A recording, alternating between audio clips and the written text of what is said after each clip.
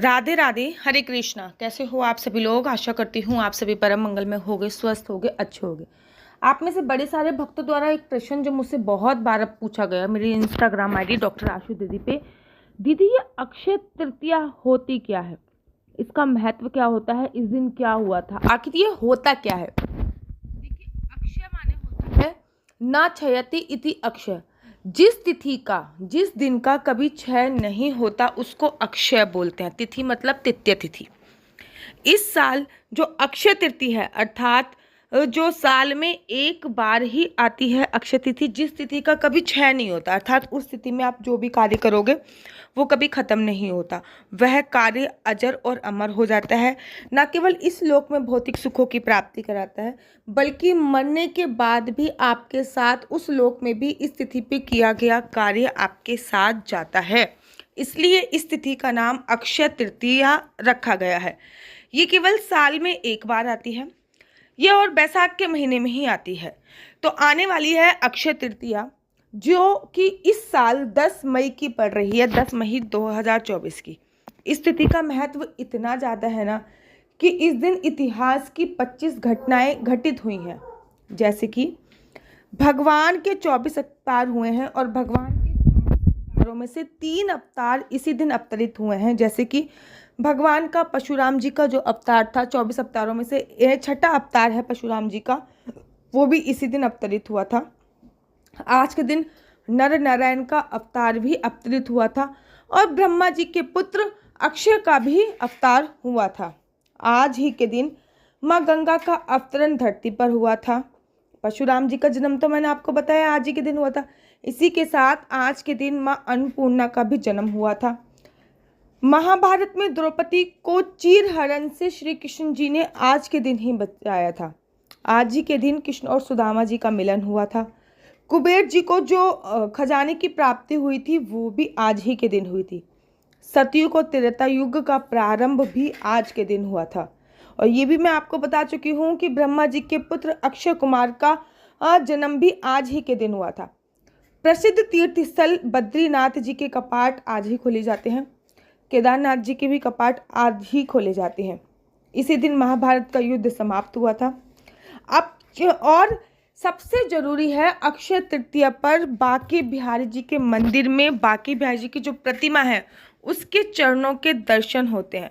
वैसे तो वह बांके बिहारी जी के जो चरण हैं पूरे साल भर ढके रहते हैं, लेकिन अक्षय तृतीया वाले दिन जो ये चरण हैं इनके दर्शन होते हैं। इसमें पायल पहनाई जाती है और आज ही से अक्षय तृतीया वाले दिन से ही चंदन यात्रा जो होती है वो प्रारंभ होती है।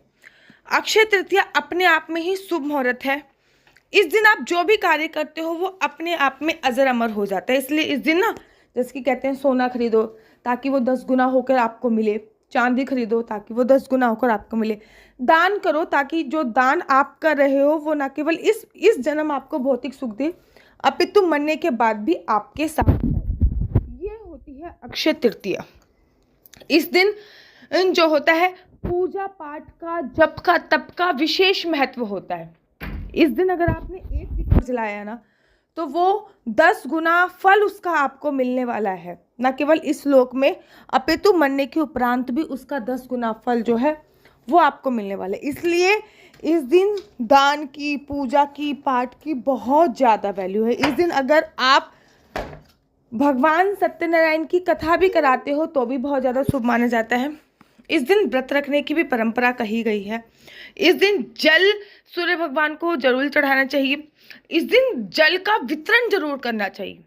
कहते हैं इस दिन अगर आपने जल बांट दिया तो आपको बहुत अनंत गुना फलों की प्राप्ति होती है, क्योंकि बैसाख का महीना बहुत ज़्यादा गर्म होता है और इस दिन अगर आपने जल का वितरण कर दिया तो आपको अनंत गुना फलों की प्राप्ति होने वाली है। इस दिन जो व्रत रखा जाता है वो भगवान के सामने संकल्प लिया जाता है और संकल्प लेने के बाद फिर जो है व्रत प्रारंभ किया जाता है। अक्षय तृतीया का जो व्रत होता है वो विष्णु भगवान के नाम और माता लक्ष्मी के नाम किया जाता है और इस व्रत में एक समय मीठा भोजन करने की प्रधानता है। हिंदुओं का प्रमुख त्योहार में से अक्षय तृतीया एक होती है। इस दिन की कुछ महत्वपूर्ण जानकारी मैं आप लोगों को दे रही हूँ, जो कि बैसाख शुक्ल तृतीया को अक्षय तृतीया कहते हैं। यह सनातन धर्मियों का प्रधान त्योहार होता है।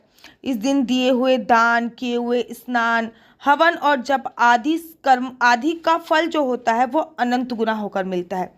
सभी अक्षय हो जाता है, इसी से इसका नाम अक्षय हुआ। इस तिथि को नर नारायण परशुराम जी और हयग्रीव अवतार हुए थे, इसलिए उनकी जयंती भी बनाई जाती है। इसी दिन त्रेता युग का आरंभ हुआ था। बहुत शुभकारी जो ये तिथि होती है, ये बहुत बहुत ज़्यादा शुभकारी होती है। किसान लोग होते हैं उसको बहुत अच्छा तिथि जो है वो मानते हैं। इसके पीछे पौराणिक कथाएं भी हैं जो मैं आप लोगों को बता रही हूँ। अक्षय तृतीया की अनेक व्रत कथाएं प्रचलित हैं। ऐसी एक कथा के अनुसार प्राचीन काल में एक धर्मदास नामक वैश्य था। उसकी सदाचार, देव और ब्राह्मणों के प्रति काफी श्रद्धा थी। इस व्रत के महत्व को सुनने के पश्चात उसने इस पर्व के आने पर गंगा में स्नान किया, विधि पूर्वक देवी देवताओं की पूजा की। व्रत के दिन स्वर्ण वस्त्र और दिव्य वस्तुएं ब्राह्मणों को दान दी।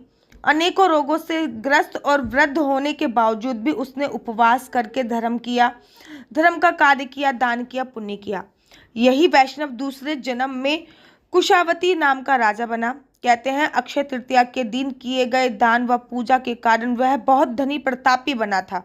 वह इतना धनी और प्रतापी था कि त्रिदेवतक उसके दरबार में अक्षय तृतीया के दिन ब्राह्मण का वेश धारण करके उसके महायज्ञ में शामिल होते थे। अपनी श्रद्धा और भक्ति का उसने कभी घमंड नहीं हुआ और महान वैभवशाली होने के बावजूद भी वह धर्म मार्ग से विचलित नहीं हुआ। माना जाता है कि यही राजा आगे चल के चंद्रगुप्त का रूप भी इसी ने धारण किया था। इसी को ही चंद्रगुप्त का जन्म हुआ था। स्कंद पुराण और भविष्य पुराण में उल्लेख है कि वैशाख शुक्ल पक्ष की तृतीया को रेणुका के गर्भ से भगवान विष्णु ने परशुराम के रूप में जन्म लिया था। कोकण और परशुराम मंदिर में इस तिथि को परशुराम जयंती बड़ी धूमधाम से बनाई जाती है। दक्षिण भारत में परशुराम जयंती को विशेष महत्व दिया जाता है। परशुराम जयंती होने के कारण इस तिथि में भगवान परशुराम के अभिभावकों की भी पूजा की जाती है। इस दिन परशुराम जी की पूजा करके उन्हें अर्घ देने का बहुत महत्व होता है। सौभाग्यवती स्त्रियां और कुंवारी कन्या इस दिन गौरी पूजा करके मिठाई, फल, भीगे हुए चने बांटती हैं। गौरी पार्वती की पूजा करके धातु या मिट्टी के कलश में जल, फल, फूल, तिल, अन्न आदि लेकर ब्राह्मणों को दान करती है। मान्यता है कि इस दिन जन्म से ब्राह्मण और कर्म से क्षत्रिय परशुराम जी का जन्म हुआ था। एक कथा के अनुसार परशुराम जी की जो माता थी वह विश्वामित्र माता और विश्वामित्र की माता के पूजन के बाद प्रसाद देते समय ऋषि ने प्रसाद बदल दिया था, जिसके प्रभाव से परशुराम ब्राह्मण होते हुए भी क्षत्रिय स्वभाव के थे और क्षत्रिय पुत्र होने के बावजूद भी विश्वामित्र ब्राह्मण ही कहलाए थे। उल्लेख है कि सीता स्वयंवर में परशुराम जी ने अपना धनुष बाण भी श्री राम को समर्पित कर सन्यासी का जीवन बिताने तथा अन्यत्र चले गए थे। अपने साथ एक फरसा रखते थे, तभी उनका नाम परशुराम पड़ा था।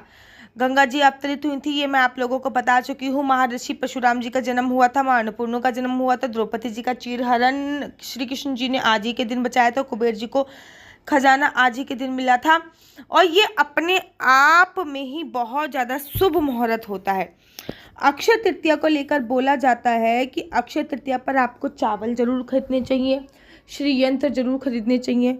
सुबह सुबह भगवान परशुराम और नारायण जी की पूजा अर्चना वंदना करनी चाहिए और शाम को माता लक्ष्मी जी की भी पूजा अर्चना करनी चाहिए। कहते हैं अक्षय तृतीया वाले दिन और धनतेरस वाले दिन, ये 2 दिन ऐसे होते हैं जब माता लक्ष्मी पृथ्वी लोक पर विचरण करती हैं। इस दिन माता लक्ष्मी के स्वागत के लिए आपको घर के बाहर दिए अवश्य लगाने चाहिए। शाम के समय माता लक्ष्मी के स्वागत के लिए दीप बत्ती घर के मुख्य द्वार पर करनी चाहिए। इस दिन पूरी रात अखंड जोत जलती रहे तो बहुत शुभ माना जाता है। इस दिन नारियल खरीदने का, चावल खरीदने का, हल्दी खरीदने का विशेष महत्व होता है और सबसे ज़्यादा महत्व होता है इस दिन दान करने का। इस दिन दान करने की बहुत बड़ी महिमा कही गई है, तो वो मैं आपको अगली वीडियो में बताऊंगी कि आप ऐसी कौन कौन सी 12 चीज़ें दान कर सकते हैं जिससे आपके खोए हुए बंद किस्मत के दरवाजे खुल सकते हैं। और इस दिन कौन सी 12 चीज़ें ही ऐसी आप घर पे लेके आ सकते हैं खरीद कर। मैं सोने चांदी की बात नहीं कर रही, जैसे कि हल्दी हो गई, चावल हो गया, नारियल हो गया, जो आपके बजट में भी आ सकती है और वो अनंत गुना फलों की प्राप्ति कराने वाली भी होगी। अगर आपको मेरी वीडियो अच्छी लगती है तो आप अपना यूट्यूब चैनल हरि बोल को लाइक शेयर सब्सक्राइब करना बिल्कुल भी मत भूलिए। तब तक के लिए मुझे दीजिए इजाजत। राधे राधे, हरे कृष्णा, हरि बोल।